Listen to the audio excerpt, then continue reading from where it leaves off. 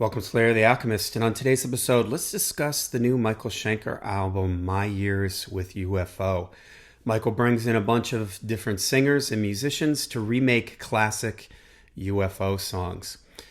Usually when an artist does this, where they go back into their back catalog and they re-record classic songs, there can be a couple different reasons for them doing this.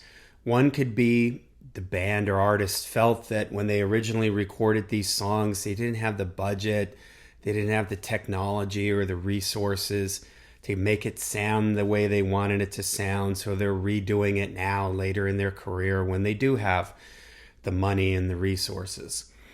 Another reason could be that they never owned the rights to those songs early on. They may have given those songs away, the publishing rights to those songs. So now they're re-recording them so that they can make money from them. Believe it or not, there's bands that gave away all their publishing rights to early material, like Quiet Riot with their Mental Health album.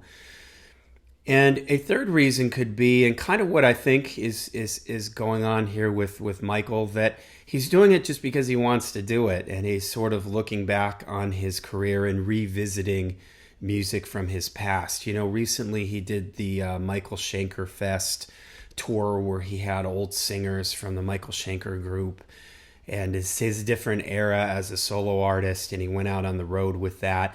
And I think he's kind of doing the same thing here, going back to these classic UFO songs.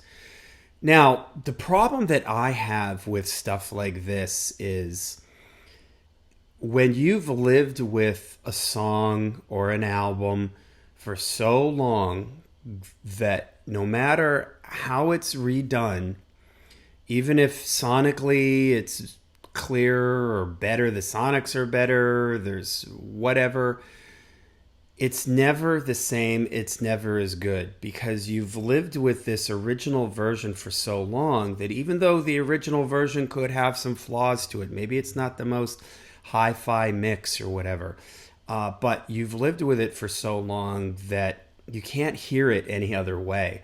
I like to also compare this to movie remakes. Movie remakes are almost always never as good as the original, because if you've seen the original movie so many times that the remake, you just can't get the original out of your head. So there's a little bit of that here as you're listening to this record. But I do have to say that there's a lot of great performances on here.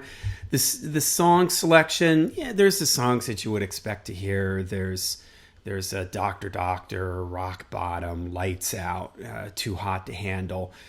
But there are a few deeper cuts on here. This Kids, that surprised me a little bit. What's another one that surprised me? It's Cool to See Love to Love on here. Let It Roll, that's pretty cool. Shoot Shoot, that's a pretty cool one. So Michael brings in a whole bunch of different singers here, and it's really kind of about the singers. There are some other musicians on here, and I'll kind of mention them as they go along. Dee Schneider does Natural Thing. It opens with that. Joe Hoekstra is also on guitar on that one. And I think that Dee sounds great on this one. This is one of the ones that it really works for me. Only You Can Rock Me. This is one of my favorites here. Joey Tempest from Europe and Roger Glover. This one really, really works for me, and I was kind of surprised. Joey sounds great on this. I mean, I guess I shouldn't have been surprised. There's a video on YouTube of Europe doing this massive concert. I believe they're in Sweden, and they bring Michael out, and I think they do Doctor Doctor, and they talk about how influential UFO was. But he does a great job on that one. Dr. Doctor, Joe Lynn Turner, Carmine Appice. Honestly, I don't know if I would have guessed that this was Carmine Appice on here. And I don't know if I would have guessed that this was Joe Lynn Turner. He also does Too Hot to Handle with Adrian Vanderberg and also Carmine Appice. And it's kind of strange. I would have thought that Joe would have really slotted in to this sound, being that he worked with Ritchie Blackmore, and there's this whole like UFO, Deep Purple, White Snake, Rainbow. Like they used a lot of the same musicians, Michael Schenker, especially in his solo band, his solo stuff. But I don't know. It's okay. I mean, all these songs, I will say that Michael's playing is great as always. So it is refreshing. It is cool to hear him take different solos on some of these songs. And he doesn't do that on every song. Like, for instance, Only You Can Rock Me. He stays pretty close to the guitar melody there. And there's other ones that he does the same thing.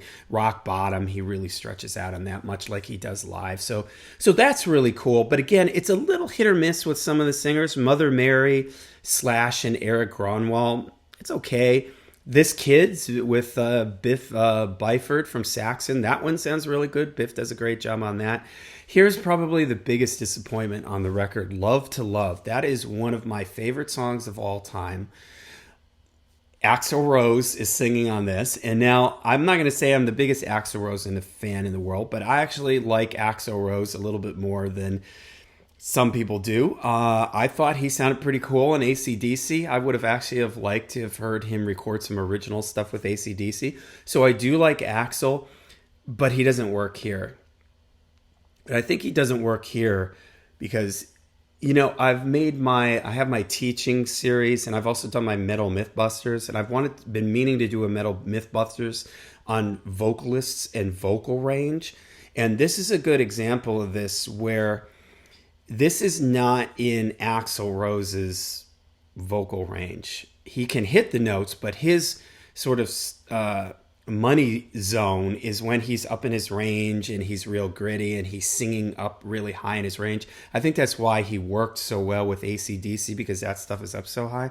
Here, Phil's original vocals, and I love his vocals, but he's a little bit more of like a low tenor, high baritone voice, and Axl just doesn't sound right on this. It's like he's sort of stuck between vocal registers. He can't really cut loose and add that dirty kind of scream that he has to it.